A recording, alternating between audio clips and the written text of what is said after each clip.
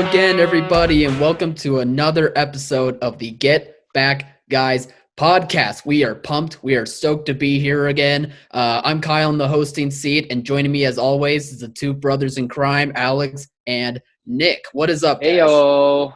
Hello. How are we all feeling? How are we feeling after such a riveting trade deadline? Sad. I'm feeling Lonely. average at best. Well, average at best works for me too. Look, All if right. I can think about the trade deadline over anything going else on in the world, then I'm good. So I'll Is there take something the trade else going deadline. on? No. I'm kidding. No But if there- pandemic, no election. Right. Everything's normal. Everything's normal. Exactly. All right. So before we get into this episode, everyone, thank you for listening to our show. Thank you for tuning into this episode. We are on YouTube. You might be watching us here already, but if you're listening, you can find us on pretty much all podcast platforms, Apple, Spotify, what have you. So please subscribe. Please share our work. We really appreciate it. We love that you guys are checking us out. And I say, let's, dive right in. Let's talk about some football, huh? I love it. 100%. All right. So while we were cracking jokes at the trade deadline, nothing too big really happened. There was still a few small trades that were still going on in the NFL even before that deadline. The Jets traded away Avery Williamson and a 2022 7th-round pick to the Steelers for a 2022 5th-round pick. The Chargers traded Desmond King to the Titans in exchange for a 6th-rounder from the Titans, And then the Niners traded Quan Alexander, linebacker, for Kiko Alonso and a conditional 5th-round pick. So now Quan is with the Saints, while that pick and Kiko are now on the Niners. So do we have any quick responses? These are kind of, starters to mid-level depth-type players. Anything that really jumps out at you, or is it just, business as always when it comes to trades? I like the Alexander trade. I think all the teams that made trades got guys they needed to really fix a piece that they think can propel them. So I was good with all of them. I'm fine with all of them. Wish Philly would have done something. Not as bad as our boy here, though.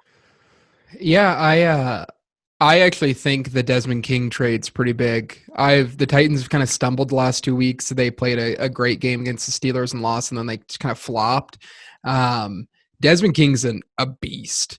He's really highly graded by PFF, and they did lose Logan Ryan in free agency, and so he, I think, helps that defense, and I think he's just better than Logan Ryan. I think he's one of the most underrated cornerbacks, and I'm of the thinking that cornerback is one of the most, if not the most important position on the defensive side of the ball. So what a good corner can do for your defense is big time. So I think if the Titans do have a chance to make it deep in a playoff run, to at least make it to a championship game, this could be a piece that really helps them, because you're going up against such talented receiving cores, especially if you're probably gonna run into Kansas City. I think it's a big deal. I think that actually could move the needle for them. And then I think the Alexander trade's solid, but I still don't think the Saints are that much of a concern as an actual Super Bowl threat. Yeah, I'm kind of with you, Nick, on Desmond King. I do think he's a bit of an underrated guy. And the fact that the Titans only had to get him for a 6th-rounder, unreal.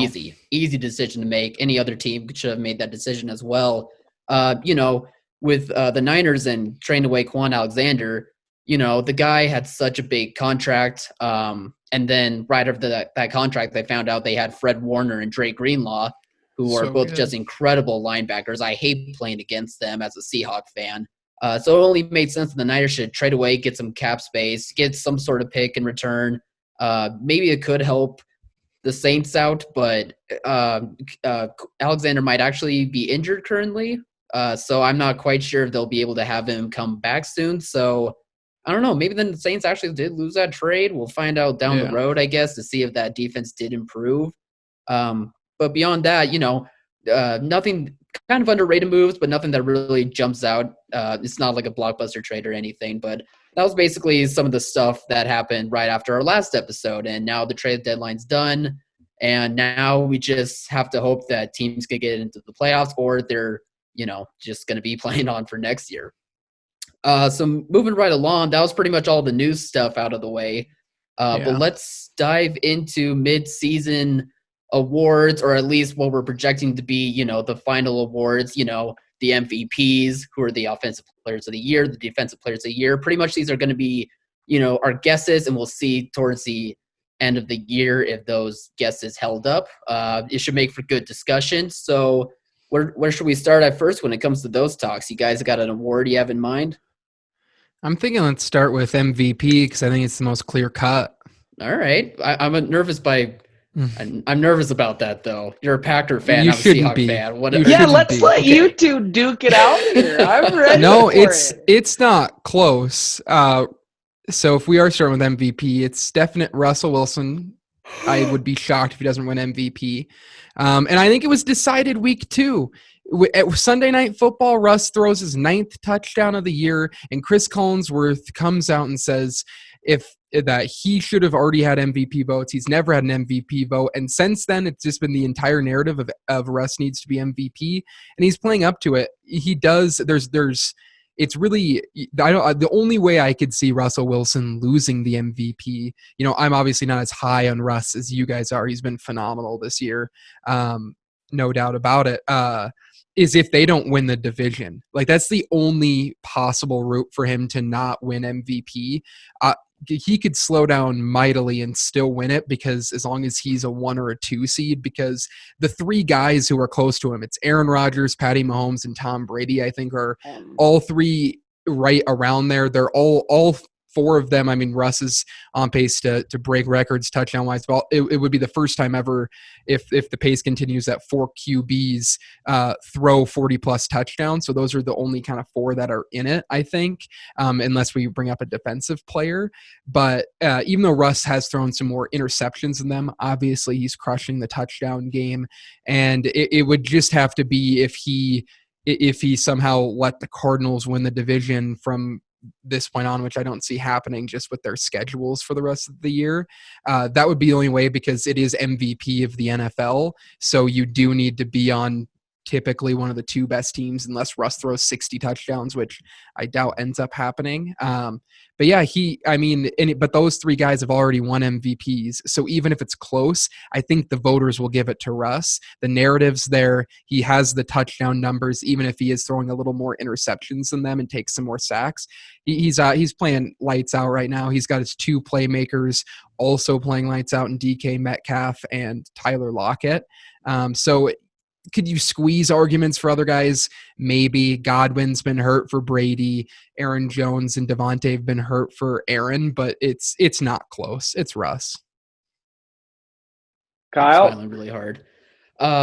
Yeah, my boy Russ. I mean, since 2015, I've always been saying Russ needs some votes. Russ should get a shot for MVP, but every year there's always someone else that comes out on top, and I get so annoyed by it, because I always think there's good points to be made that Russ could have been MVP in some of those years. So I don't know. This year for me, I got really sick of it last year with the Lamar stuff, when Lamar just burst out in the second half of the year, and Russ sadly kind of lost his momentum and trailed behind. So after that, I was like, you know what? This season, I'm just going to take a step back from MVP talk. I just want to win Super Bowls. If he gets MVP, cool, that'll be great. But, I'm just tired of seeing the same sort of thing happen every year. But this year, I'm starting to get my hopes up now, and I'm really hoping that nothing else stops his trajectory for Russ. But I do think he is the clear-cut number 1 guy. His stats are unreal. They keep getting better and better every single year, and this year is no exception to that. Yeah, the dude is just awesome. He's such a playmaker. I'm so happy that he's on my team that it's unreal. Just echoing what Nick is saying. The dude is the clear-cut guy to win MVP, I think. And I think it's rightfully timed. I would love to see that for him. And I'm hoping now that I spoke it out into existence that it doesn't slow that momentum down. But I don't know. Right now, it's looking pretty good for him. I have a different MVP. A man who has thrown under 2,000 yards, 12 teeters, 12 picks, Carson Wentz. I'm just kidding. It's Russ. I agree. I mean, Russ throwing over 300 yards on average per game. I think he's 6th in total yards. He's got over 2,000. He's leading the league in touchdowns, 26. He does have those 6 picks, which will be part of it. The narrative is there. If he does struggle in the second half, if those picks continue to go up a bit, if the touchdowns slow down, and Patrick Mahomes, who's got 21 touchdowns and 1 pick, kind of keeps being hot, I can see a Patty Mahomes running in. Because yes, the narrative for Russ is there right now, but if we get, the next 8 weeks in or however many we got left and Patty starts balling, we know how much the NFL loves Mr. Ketchup himself. So I could see that happening, but right now it's definitely Russ. He is balling. I mean, he's been sacked 19 times. That's more than the rest of the guys who are close to him, with Patty with 10 and Brady 10, Rodgers 8. My boy Wentz is at 32. Russ has always had like 50,000. So the fact that he's doing that while running for his life, he's there. He's got a great QBR of 82. So I'm all for Russ. I've loved him. He's never had boats. I mean, it makes sense. Last couple of years, Patty, Lamar completely dominated. I mean, they were breaking records. Right now, that's what we're seeing out of Russ, is that he is on pace to break some records. So do that, win your division, MVP. I'm here for it.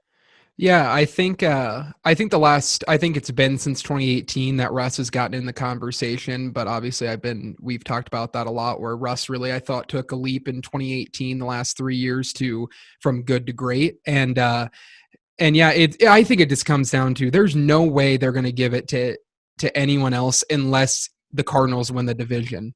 Because you can't be the best player in the league and have two receivers playing out of their minds right now and not win your division. That's the only way that I could see it happening. He's too far ahead, and people, like we saw in 2018, where arguably Drew Brees played better than Patty Mahomes. Patty Mahomes threw 50 touchdowns, and that was a done deal. So yeah, I think the division's the only way he could lose, and I would be shocked if that happened.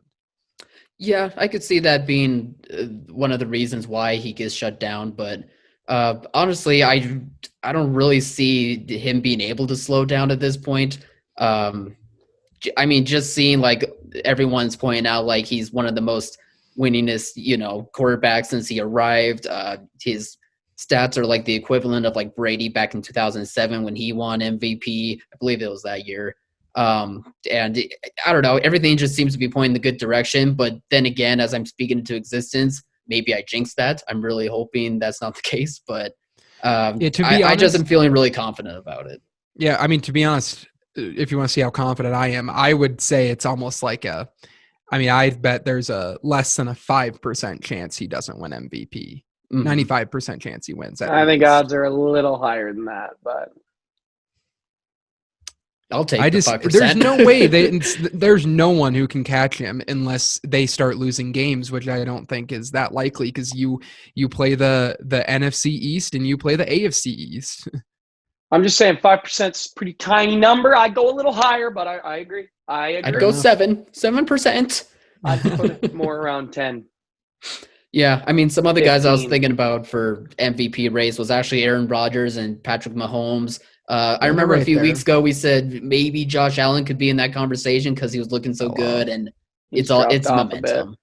Yeah, I mean, I guess the one argument for Aaron is that he's thrown 20 touchdowns, 2 picks, so 6 less touchdowns, but 4 less picks. But he has missed his top 2 playmakers for, he missed a couple games without Devonta, a couple games without Aaron Jones, but it's not enough to even come close, I think, to the narrative around Russ right now. He has 2. They don't want to give him another one, and they don't want to give Brady another one. And so I would be shocked. I don't know. I could see the NFL wanting to give it to Brady because, he's on a new team. He's trying to prove a point. And, he's starting to look sharp finally. So, I don't know. That could be another option too. But, again, I'm still on the Russell Wilson train, obviously. Yeah. All right. You'd rather have that Super Bowl. Oh, it's true, but I mean, don't be Brady who goes and wins that MVP and then loses to the Philadelphia Eagles in the Super Bowl. You want to win it, you got to win it both. Maybe it'll flip-flop from 2014 where Russell won MVP, but Aaron will take him out in the playoffs by a boneheaded onside kick. I really hope it doesn't come down to that. Now I am nervous that I even spoke about this. All right. You know what? Never mind. It's Rodgers. There, I'll say Rodgers. If it's not Wentz, I'm out of here. Bird gang. All right, but what about Coach of the Year, guys? I have a whole list of names, and I'm trying to pick like Doug which ones are my Peterson better be favorites. the first one out of your mouth with his inconsistent play calling and his BS. It better be Dougie P. I'm just kidding. Who you got? For me, let's see. Three of my choices right now is between Mike Tomlin, Brian Flores, and Ron Rivera. I think what Mike Tomlin has done for the Steelers team right now, and that they're proving a point that now with Ben Roethlisberger back and the way they're undefeated, that they're, really setting a tone for like the team they're about to become.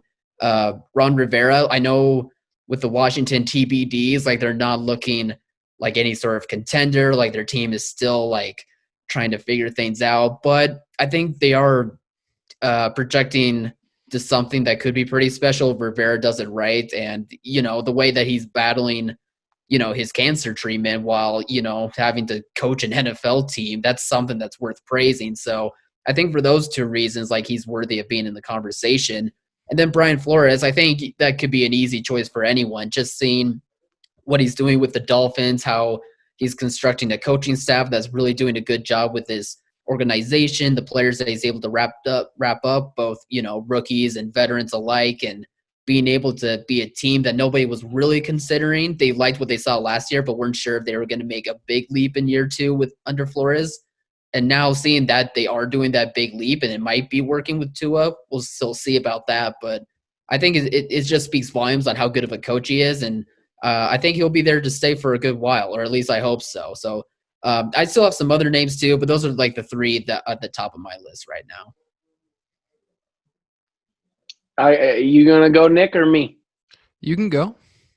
Ron Rivera, I think, gets it if they somehow win the East. I don't think a coach of the year is not making the playoffs. Why am I blanking on his name? Who's our boy in Tennessee? Mike Vrabel. I like Vrabel quite a bit. What he's able to do with Ryan Tannehill, because the question was, is that real? Is it a fluke, or was Adam Gase that bad? And we've got a good coach here, so I could see that, especially if they really ball out and make the playoffs. Flores, I like, and this is actually going to go to some of my conversation on Rookie of the Year. But if they win the division, I think he definitely is in the conversation or leading that pack. And if they just get into the playoffs, he's still there. But I think if they win the division over the Bills, which it's starting to look like it's going to be a competition that we all weren't really sure was going to happen, unless you watch our old videos. And I said, win is Tua ballin'. But those are probably my three top choices, not named Dougie P and the inconsistency. Yeah, so if the season ended today, I definitely give it to Mike Tomlin, and I think there's a great chance he gets it. If they're the one seed, if they're the one seed overall, especially if they win 14, 15, obviously they could still win 16 games, then he definitely will get it. If they do stumble a little bit, which kind of seems unlikely at this point with their schedule, looking at other options, Vrabel, I think, is up there if they can get a top 2 seed. But someone else that we haven't mentioned yet, I think Flores has a really good chance if they do win the division, like Alex said. But I also think Cliff Kingsbury, the Cardinals, obviously they didn't play last week. If they can kind of keep that up, and if they're somehow able to dethrone the Seahawks, then he might turn to a front runner. I think he's up there as the main NFC coach candidate, because Matt LaFleur really punted that away the last 2 weeks. But I think Vrabel actually has a pretty good chance if they end up kind of going on a little run here, because they do have a weak division. But Flores would be really cool. I'm rooting for the Dolphins hardcore, but if I had to bet on it, I'd bet Mike Tomlin. Yeah, I forgot about him. Safe bet. What about Stefanski from the Browns? No. Even with their winning record? No. I mean, it's impressive from an organization standpoint because the Browns have been so bad for so long. Just seeing them above 500 is impressive. But with the talent that they have, they could be better, almost. Yeah, they really could be. It's impressive for the history of the organization, but when you look at the personnel that they have, it shouldn't be surprising, at least. All right, fair enough. Some other names that I was kind of debating about was McDermott from the Bills and John Gruden from the Raiders. Vrabel was also another choice of mine too, but after a while, momentum and seeing how other teams have turned out, like I have my 3 in Tomlin, Flores, and Rivera ready to go at this point. Another one that I think is a really outside chance, but if we see like the Steelers fall a little bit, if the Bucks go on a run and win 14, 13 games, Bruce Arians could be there because he's had so much turnover on that team. Yeah. Unlikely, but potential. Yeah, I agree. All right, then let's move along then to Offensive Player of the Year. Alex, you got a guy? Let's start you off. Do I have a guy? Go to Nick because I got to pull up my notes. Nick, do you have a guy? Went too fast. So I have a guy for if the season ended now, and I have a guy who I think will get it. I think if it ended now, it would probably go to either DeAndre Hopkins or Alvin Kamara. They've both been monstrous. I think you could pick either one of them. Alvin Kamara's been essential in the Saints winning as many games as they have. Mm-hmm. But if I had to predict who's going to get it at the end of the year, I'm going to take my boy Devonta Adams. Even though he's missed 2.5 games, he's tied for the league lead with 7 touchdowns. And I know there's like 5 or 6 players that have 7 touchdowns, but his pace, he's projected to, if he continues his pace, he'll end the season with 20 touchdowns, which would be the 3rd most ever. And he missed 2.5 games. He's not going to have the pure yardage numbers necessarily, but when you look at the other receivers that are out there, he's getting double teamed all the time. He's still super effective in the red zone. He's not an over-the-top guy, so he's not going to get the big catches that, say, DK Metcalf and Tyler Lockett get, players like that. But and even he probably won't get the raw yardage numbers that Hopkins is getting, but he's going to get the catch numbers. He doesn't drop balls, and he gets key first downs and gets a lot of touchdowns. And if he continues this pace, he's going to be on a historic run. And so as long as he can stay healthy, I think he has actually a really good chance, especially if the Packers end up with one of the top offenses in the NFL like they are right now and a really good team. Aaron Rodgers probably is outside of the MVP race. Seems like Devontae would have a decent chance to win it if they do go wide receiver. What about you, I got Alex? My notes back up. Nuke was obviously one I was going to have as well because I think also you're jumping into a new system. A lot of media attention around you. A lot of, we even have people in our circle that was saying this, hey, it's that spread offense. Nuke is not going to be the same Nuke. And that is untrue. I know because he's on my fantasy team. I didn't say that. I'm not as high on Alvin Kamara just because the rushing stats to me are not there because he's down just he's at 11th right now. He does have great receiving yards, obviously, and he's doing all right for or not 11th, excuse me. That's 11th in touchdowns. That he's in. But I do like Derrick Henry quite a bit for this position. I think Derrick Henry's got the kind of explosiveness that the media loves to push around right now, and he's balling. So I'm all for him getting it too. So those are probably my top 2. But Nuke is up there. I'd love to, if Devontae snuck it out, I'm all for it. I support you, so I'm all good there. Yeah, you guys are listing some choices that I have, but I still got a few more names here. I got DK Metcalf, Allen Robinson. I think those 2 are really strong candidates for winning Offensive Player of the Year. DK, while he's showing how great of a talent he is and he's balling out, he is just getting so much media attention for it that I think that's really going to be a push for him to be Offensive Player of the Year. I do think that he does rightfully deserve it, but I'm also a biased Seahawks fan, so that's why I'm bringing it up now. But I do think the stats are proving that he's just so talented, and the media coverage is going to really help him with that push. And Allen Robinson, I mean, when I watch that Bears offense, their defense is really great, but when I watch that Bears offense, it just seems like Allen Robinson is like the guy for that team. Like I just see him like really helping with you guys are looking at me weird. Why are you guys looking at me weird? I wonder why you're coming after me in fantasy football trying to get Allen Robinson. Which, by the way, you should do. I don't know why you won't trade him for me. Well, you've convinced me to keep him. Nick's trying to convince you to keep him right now. Or Kyle's going to convince Nick to keep him. You got to undersell him. Don't give him offensive player of the year and then say Nick should trade him to you. Well, Nick should do that because Nick's a nice guy. Oh, that's where Kyle gets you. He gets you that's at the how nice this works. Guy level. All right. I see you.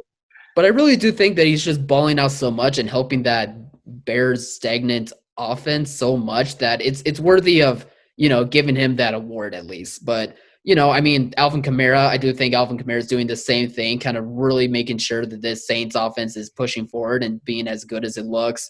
Hopkins, I love Hopkins so much. He's easily like one of my favorite wide receivers right now, and I wasn't nervous about him going to the Cardinals. Yes, the offensive scheme is different, but clearly he can just work with any quarterback ever. So, and it was just easy for him to work with Kyler. It's completely fine. And Devonta Adams as well, Derrick Henry. We have a lot of really good choices this year. But I really hope for DK, but I totally understand if any one of these guys wins it. Stephon Diggs, too, goes over to the Bills. He's been balling like crazy. That'd be a wild card choice, I would say. Yeah, he's second in yards. DK's been incredible, but I feel like Tyler Lockett's been arguably better, and I get the narrative, but I think that's my one concern is that when I think about offensive player of the year, it's like DeAndre Hopkins, as good as some of those other guys are, he's just such a monster. And Michael Thomas and now Sanders have been out a little bit for the Saints, and obviously Devontae and Aaron Jones has been out a little bit. And I think DK's will probably get an offensive player of the year sometime in his career. He's just too good. Yeah. But I wouldn't bank on it this year just because Lockett's also dominant, but you never know if he keeps up this pace because he gets a lot of the big highlight reel catches, which is big time. Diggs is also interesting. Yeah, Alex, I know that Diggs is like second in receiving yards, but it doesn't feel – I guess like it's the media coverage of it all, right? Like we see him in bursts of him doing great things, rightfully so, because he's so talented. But at the same time, though, like when the Bills offense isn't going, like he's also not going. You know what I mean? Like I think it just hasn't popped to me quite yet that he should be in the running for Offensive Player of the Year. Though I think if the second half changes quite a bit, like he could be like an outside shot for it. Yeah, the biggest problem they had last year was passing of the football. And yes, they've got John Brown down there who knows how to ball out, but the second Diggs got there, the narrative changed, the offense changed, and that's true with any team. If your team's not rolling, your players won't be rolling usually. So I think he's out. I think he's maybe a little dark horse. He's sitting there in the back waiting to light it up. Yeah. But what's also impressive about Hopkins is he's leading the league in receiving, but he's played an entire game less than Diggs because he's had his bye now. And that's another thing with Devontae, who's played 5 games, but really 4.5. It just depends on the pacing for him because he's playing unreal on a per game basis compared to everyone else. But will that keep up? Who knows? And I think Hopkins does have a really good chance to get it. Did Camaro win Rookie of the Year when he was a rookie? He might have. I would think so. He really burst out on the scene awesome. That year. I was just trying to remember if he won any awards. All right, so let's move along from the other side of the field, offense to defense, defensive player of the year. Anyone want to start this first, or do you want me to? Nick, go ahead. Yeah. My pick right now would be TJ Watt. Their defense is just too dominant. He plays such an important position. He's an upcoming guy still, even though he was so good last year. He would be my bet for it, but I think there's 5 players in play for it. And I won't mention them all because I'm sure you guys will, but the other guy who has the most outside chance, but I have to call out, is I think Jair Alexander is the only defensive back who would have a chance to win defensive player of the year. But the Packers defense, as good as he's been, and he's just on an island, and he gave up 1 catch to Justin Jefferson last week. So that's 4 straight weeks where he's given up 1 catch to all really good receivers. He has no chance, though, because Packers defense is just not good enough outside of him. So I would go TJ Watt because a dominant team, dominant defense, and TJ Watt's a big part of it. That is so funny because Jair Alexander is my top choice. Exactly for the reasons that you're saying. Though I'm nervous now because you're saying that the Packers defense has not been playing well. I like your defense actually a lot. Yeah. Like linebackers aside, I actually like how you guys are constructed, but I think I'm not much of a stats guy. Like I like seeing, how situations are played out and how things are going on within the organization, the player, rather than just basing everything on stats. But sometimes stats do speak for themselves in some cases. And I think you're right on the money when it comes to Alexander. Like I think he's like closing in like next to like Stephon Gilmore level, I just think he's such a baller of a player and he's balling out this year. I really hope that despite, everyone around him on defense, that he really gets that shout out and love that he deserves. My second choice after that would probably be Myles Garrett. I think this is probably his best year. And he's been dominant, every year. But I think he also has a really good shot at winning Defensive Player of the Year. So I would love to see that. But Jair is like my favorite. But now I'm worried that that's not the case after everything that you just said. So yeah, I think with the Packers defense, we're actually pretty talented, but we just haven't put it together. And I think there's a little bit of a lack of discipline with Mike Pettin right now. But I think Jair's definitely, if he gets a narrative going or one of these guys struggles, he definitely, it's hard because only two cornerbacks have won it in the last decade, and it was Gilmore last year and Darrelle Revis. So I want Jair to do it. I think he would be deserving of it, but it's just tough when the Packers are known for their offense. Yeah, for sure. Alex, what about you? You got anyone in mind? Jair's been balling. I'm all for that. Obviously, Aaron Donald is always going to be in the conversation. He's tied leading the league with Myles Garrett with 9 sacks. So I'm all for that. I like the Myles Garrett choice too, coming off of a rough media year last year after the accusations and the hitting Rudolph on the helmet and whatnot. But I'm going to take my dark horse boy. I got to take my boy. Brandon Graham is balling. Don't you shake your head, Nick. You're sitting here talking about Jair Alexander. Brandon Graham is balling. He is third in the NFL in sacks. He's top in pressures. Brandon Graham is standing out on a team where they're so bad, it's very hard to stand out unless your name is Travis Fulgham. So, or what I like to call him, fungi. But he is balling. He's having the best year of his entire career. He's had 10 sacks once since we drafted him in the first round in 2010. I think the narrative is there. Sweet, kind guy who has been labeled a bust in the past, who finally broke out a couple years ago and really started to dominate. And then now with, next to Fletcher Cox, Derek Barnett, and these guys, when we run we call them alpha system. We're running guys in constantly. So there's always 8 guys are rotating so consistently that a guy like Fletcher Cox isn't playing as many snaps to get up to 9 sacks, or Derek Barnett or Josh Sweat. And Brandon Graham's balling. He's got strip sacks. He's pulling out the stats. So he's my dark horse pick. And I guess I got to give him love because he has been working his butt off to get here and to be the consistent piece. So I'm running with him. He's not going to win it, but I'd love for him to. I really wish that the Hawks traded for him. It sounded like we were in conversations to get him, and I really wish we could have got him. That would have been He's sweet. a beast. Because he is a beast. Yeah, I can't deny that. Yeah, Howie Roseman takes every call. I got to rant. All these rumors about I saw all Eagles players available. Yeah, of course, every player's available for the right price, always in football. And if you're a smart GM, you take the call for every player in your entire team. That includes the best of the best. If you're the Hawks, you take the call for us. Yeah, take the call. Well, but also there's one other player that I think is definitely up there, and I think Khalil Mack has a chance. Yeah. If the Bears do end up at least getting like a 5 seed, he's been awesome, and I think edge rusher is such an important position. So he's the other guy who I wouldn't put him necessarily over T.J. Watt, Donald, or Garrett, but he's right up there. And maybe Brandon Graham. More sacks. Brandon Graham. Get some more sacks. Why don't you get some more sacks, boys? All right, so now that we're done with that conversation, let's switch over to Offensive Rookie of the Year. Anyone want to start this one off? Sure. I can go. Oh.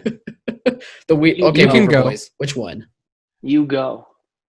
Okay. I'm going to go with Justin Herbert as the offensive rookie of the year. I don't think Justin Herbert's that good. I don't think he's better than Joe Burrow.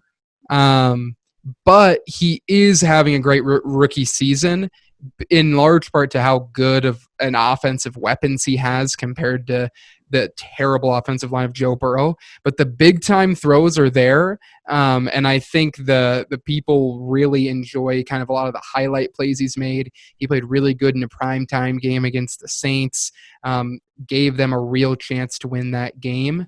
And so I think Joe Burrow's right there.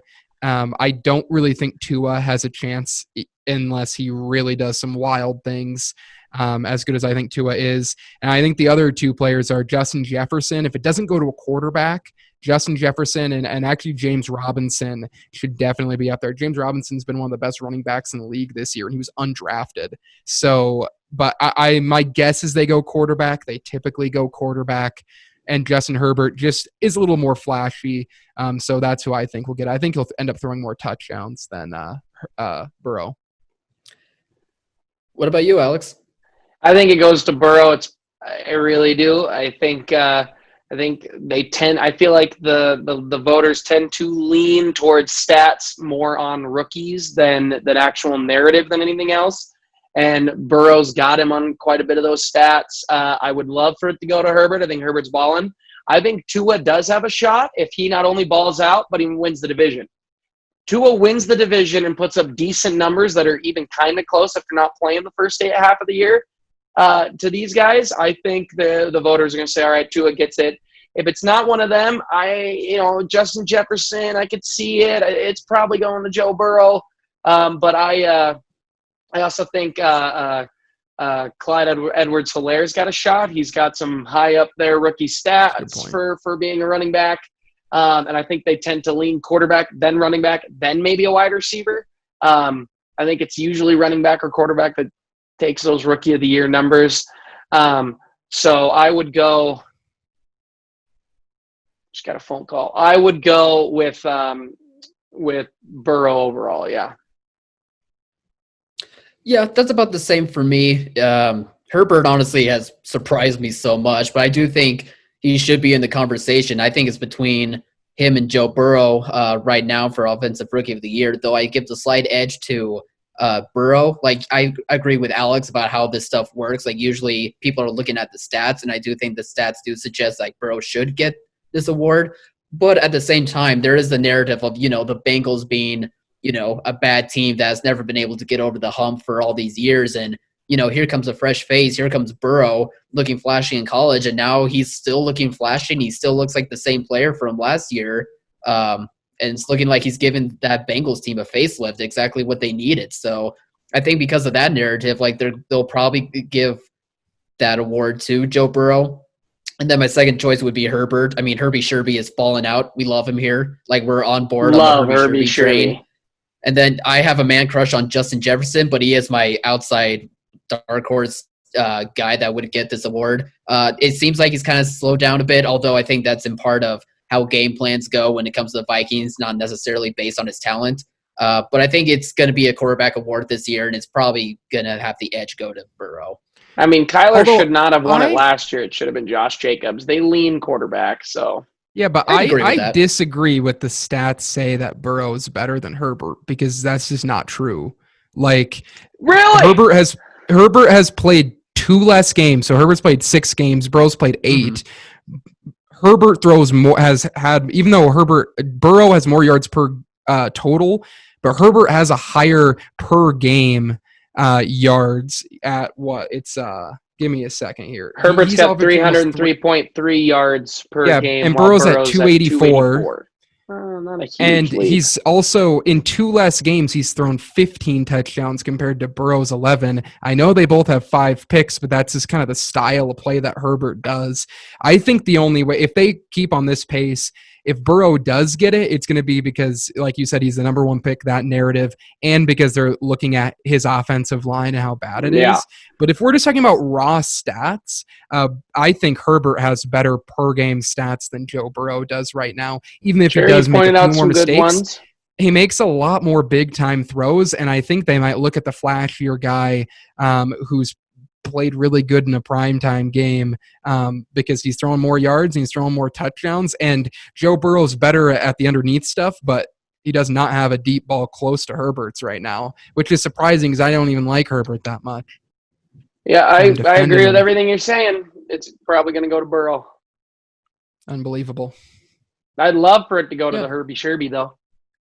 I mean, either guy. But you're right. It's a toss-up between these two. But I think Herbert's stats are better than Burrow's. Yeah, you pointed out some ones I wasn't paying as much attention to, so I agree. You convinced me on some of them. But Burrow's stats aren't bad either. Yeah, it's just the narrative for me that takes the slight edge. I think the narrative is more in favor of Burrow than is of Herb. Though Herbie Sherby is such a surprise, but I think the narrative's just already in set when it comes to Burrow, and it's not going to slow down. I mean, unless if Burrow really does slow down and he shows, rust or shows like issues that he has as a player maybe, and then he goes to Justin Herbert that way. I don't know. I'm just making stuff up at this point. I just am spitballing here. So I'm still with you guys though about how this looks like it's shaping up though. But what about the other side? What about defensive rookie of the year? Anyone got any clue, any idea? Do you guys I'll be want me honest, to go first? Not a huge clue. So you go. I think it's Winfield for the Tampa Bay Buccaneers. Same. It's my guess for it. He's been awesome, even though he did give a little bit of a dirty hit to Aaron Rodgers in that game. He's dirty hit. Well, I just hit him when he was sliding to the end zone. No, I saw the hit. You hit Wentz. Dirty. Unfair. But he's been anymore. He's been incredible, and he's a big player. Winfield's a big player on this Tampa Bay defense that's really good, and he's helped out the secondary go from what I thought was going to be a weakness to now a huge strength for this roster. So he's balling out. I think the only other player is Chase Young, but I think he got dinged up a little bit. So I think Chase Young, maybe from just like a purely who's better defensively, is probably better, but Winfield's playing on a good team, and he's playing really important minutes at the safety position, which is not an easy position to play at as a rookie, because there's a lot of importance, and you're not just rushing the passer. It's not schemes. Might be harder to pick up. This is all speculation. I've never played either position really, so but yeah, Winfield would be my pick. No, I'm right there with you, Nick. Those are my top two choices as well. Winfield was kind of a surprise. I wasn't expecting him to really burst out onto the scene as he has for the Bucs, but I think he is that piece on defense that they really needed, and it's really paying off. Really big dividends. Chase Young, it could just be the splashy pick. Like everyone loved him coming out of college, and even though he got banged up and maybe his stats aren't as amazing as maybe people were making them out to be, he still has that good shot. There hasn't really been any rookies that on the defensive side anyway that really have blown the door or blown my mind coming out of this draft, but maybe I just need to look closer at it and dig it a bit deeper, because I'm sure there are some guys that are still pretty good, but as of right now, those are probably going to be my top two choices. So finally, it's going to be the comeback player of the year. Who are we thinking this is going to be, guys? I think it's Alex Smith. And if it's not him, it's going to be Big Ben. I don't think Alex Smith has to actually play. He came back from an injury that only has ended careers until now. That is insane. But if not, it would be Big Ben missing 14 games last year and then coming back and balling. Yeah, I think it's Big Ben, just the fact that he also had a really bad injury specifically for quarterbacks. I believe he had Tommy John surgery, which is a picture killer. It's really impressive that he's come back. I think the three people who would be in it would be Ben, Alex Smith, and then Cam Newton at the beginning of the year, but he's really fallen off. And Big Ben's on right now the best record in the NFL. And even though Alex Smith, it's incredible what he's done, but he's also only played half a game. So I think they're going to give it to the person who's going to start 16, even though what Alex Smith came back from was incredible. Yeah, I agree with those being the top three choices. I honestly think that it could be Alex Smith completely, just because of him being able to bounce back so much. Big Ben's also like a really reasonable choice, but I'm not sure if when it comes to choosing, if they're going to think about like how good Big Ben has looked on the field, or just the fact that Alex Smith was able to come back and play even just a small bit of football. So I'm not quite sure what the decision will be there, but if it was me, I'd want to choose Alex Smith. Cam Newton, I do think, has declined. I thought he was like the front runner, but now it's just, really looking bad for him. There's like a wild card that I don't think has a shot at all to like actually be in the conversation, but I was curious about Xavier Rhodes. He had a really down year with the Vikings, but now he's looking great with the Colts, and the Colts defense just looks so darn good, and he's a big part of the reason why. I mean, I don't know if he was having a down year because of injuries or not, but I don't know, just from him bouncing back after what he looked like to be, a guy on the decline, I just think that it's worthy of consideration, but I don't think he's really like a top choice by any means. Yeah, actually, I think this is a weird year because there's like a lot of really good candidates for comeback player of the year. Normally, there's not this many like really juicy narratives like there is with Ben and with Alex Smith. But Xavier Rhodes wasn't just bad last year. He's been bad for like 2 or 3 years from his elite play. Probably the last time was 2017 when they had Case Keenum until now. So that is he probably won't get it because he's not nearly as flashy, but he has really turned it around. Yeah, I agree. All right. Well, we'll see how those come to fruition when the end of the year arrives. Those are just some of our picks. On YouTube, comment below and let us know like your guys' picks, if we're right, if we're wrong, what do you guys all think? But I think we have some time left to talk about our teams because this show is all about us. If you guys want to talk about each of your teams, what do you want to start with, Packers or Eagles? Let me start super fast because we are in a bye week, so I don't have much to say. Okay. Don't care that Howie didn't make a trade move. I'm fine with it in a weird year. I think Alshon Jeffrey is pulling a Kawhi Leonard, and I actually think he's been healthy for a while, and he just wants game checks, and then he's going to yeet at the end of the year. I don't think he wants to play this year, and I think he's doing that. And if he doesn't play after the bye, when he was expected to come back 3 weeks ago, he's just sore. Get out of here. I think he's pulling a Kawhi. 3, we get healthy, win the division games. Rest don't matter. Get me into the playoffs. We'll make some noise. That's all I care about. What? Can you dive into your Alshon theory some more? Because now I'm fascinated. He got an injury where he was supposed to be back at the beginning of October. He's not. And Doug just keeps saying, well, he's just not 100% yet. And I think he's sitting there watching how bad the team is and doesn't want to play. And I think he wants to leave Philly. And I don't think a trade is the way he wanted to leave Philly because we would have given him away for a bag of chips. If someone would take his contract, I think he knows that he is probably going to be cut regardless. And he wants to just get as much money as he can and then leave. So I think he's pulling a Kawhi and he's just saying if he definitely does not play next week, that is my leading theory. Right now, if he comes back after the bye, I will change my tune a bit, but that's what I'm thinking right now. And you know what? Leave. We've got fun guy, Rager, Greg Ward. We're set for life. Get out of here. That's a way different tune than you were singing a couple weeks ago. One guy is setting records that only Terrell Owens has set as an Eagles wide receiver. He's breaking records in his first games as an Eagle ever. Guy's a stud. What's the record that he's breaking? Getting 2 catches. Yards in the first 4 games of your career.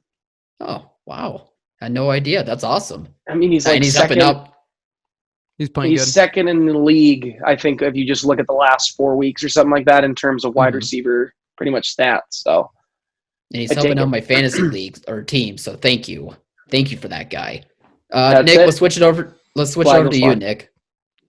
Yeah, brutal loss to the Vikings. We just didn't really come out and play the offense. It kind of, you saw it there where missing David Bakhtiari, missing Aaron Jones, missing Alan Lazard, all 3 of which could be back tomorrow. Probably not all 3 of them, but they'll be back soon. And even though Aaron played a solid game, 3 touchdowns, 0 picks, close to 300 yards, I think had a chance to win it when we really shouldn't have at the end. You just saw that the lack of weapons when we lose one person, it can kind of catch up to you pretty quick.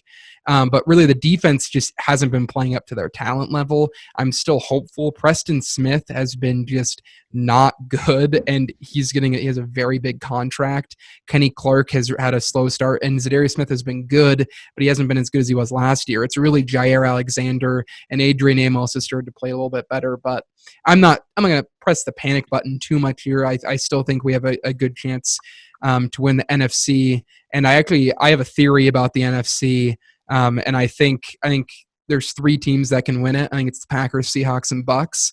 And I think whoever gets the 1 seed will win it because I think each team matches up with another really well. I think the Seahawks could definitely beat the Bucks. I think the Bucks can beat the Packers, and I think the Packers can beat the Seahawks. And so whatever gets the 1 seed is likely going to end up making it to the Super Bowl, I think. I don't really think the Eagles have a chance. Sorry, Al. I'm hopeful for you. Thought you win this decade. But I am disappointed. I said it, been saying it from the start of the year. I do think that we need. I thought we needed one more. I thought we needed one more piece, and we didn't do that at the trade deadline. And I'm not necessarily upset that we didn't get Will Fuller, but it's that we didn't go out and get anybody. Like I would have been fine with getting any low-key defensive player who has experience, any vet wide receiver who has experience. They don't need to be game-breaking, but if they can just make a couple of plays, I think that's kind of all we need. Is we just need like some guy who can win a one-on-one matchup every once in a while to take the pressure off Devonta Adams. And obviously Lazard's coming back, and I understand why they did it. It was a disappointing day because I really thought they would. When you see the Seahawks making moves, the Saints and the Bucks all making moves, it's like the Packers love to talk about it. Loves to be reports that said, "Oh, we reached out to this person." Nothing ever happens, and it's mainly just a larger frustration with how this whole offseason was handled.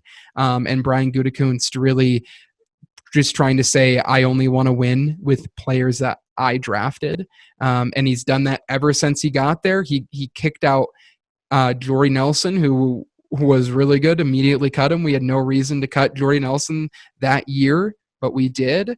And it's just kind of been a constant theme with Brian Gutekunst. I'm still very hopeful. We have a big game tomorrow night against a team we should beat that got roasted by the Seahawks, that the Eagles have beaten, and that's going to be starting Nick Mullins probably. We're going to be potentially really low on running backs because Jamal Williams tested positive for COVID, and the game could get postponed because the 49ers shut down their facilities today. But I'm not going to panic. I still think Aaron Rodgers is playing at a really high level right now. We got some things to clean up, but also it was bound to happen. Matt LaFleur started 8-0 against division rivals. Now he's 8-1. It was bound to happen that we were going to lose to one of our NFC North opponents. Like that just doesn't happen where you sweep them 2 years in a row unless you're going up against the Dolphins, Jets, and Bills. So, and even then the Dolphins tend to pull one out, right? So it's a bummer of a loss because it puts us back in the race for the 1 seed and makes us in a lot tougher of a position. But I still think my boy right here, Aaron Rodgers, can lead us to potentially a Super Bowl. Kyle? This was a weird game for the Seahawks. This was probably the first time in a year and a half where I didn't need hard medication, where it didn't rely on the final play or the final drive. Our offense looked as good as it did all year under Russ because DK, oh my God, those two are just otherworldly. There's no other way to put it. But our defense actually looked competent. It was actually able to stop Jimmy Garoppolo. Well, I guess that's not too surprising, but I might get into that later. But it actually looked competent. I don't necessarily have my hopes up for the defense, though, because I saw in the fourth quarter when they pulled out Garoppolo and put in Nick Mullins that Mullins just did miles better than Garoppolo ever did. And our defense looked exactly like it has for the last 7 weeks. And sure, we'll have Jamal Adams finally coming back. We have Carlos Dunlap involved and Snacks Harrison.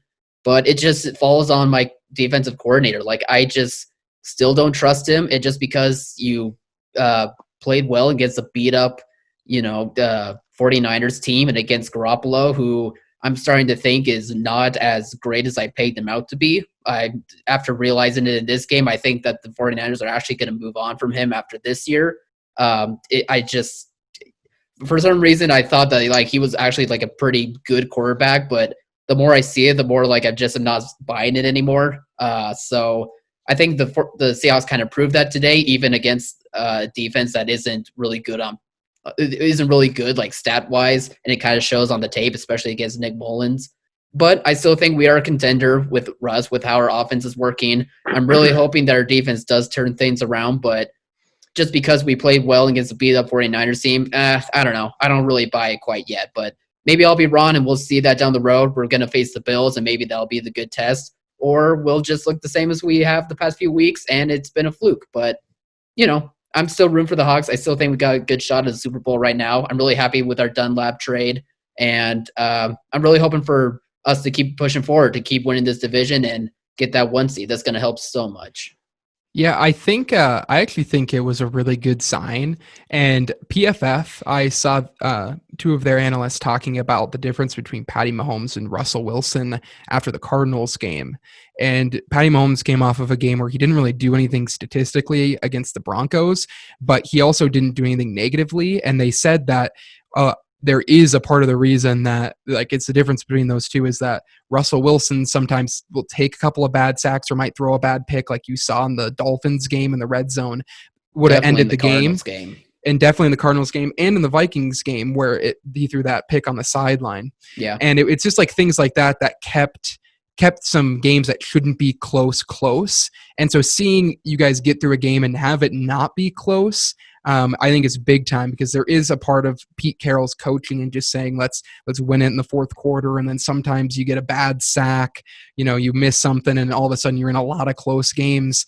Just showing that you can, again, beat a team that even though they're beat up, are super well coached and are a division rival. I thought it was a good sign for you guys, as good of a sign as it can be against a rough team. And then us going up against them this week, I think it's just important for the Packers to get back on track. Like it's going to be concerning if we lose. If we win, it's just going to be like, okay, this was expected. This is good. So I think it's similar type of, I think it's a similar type of thing for you guys. It's just showing the course big. I think it's important though for you guys to get a couple wins that are more than 1 score wins, because it shows you that you guys can take care of the ball in games that you're supposed to. So I thought that was good for you guys for sure.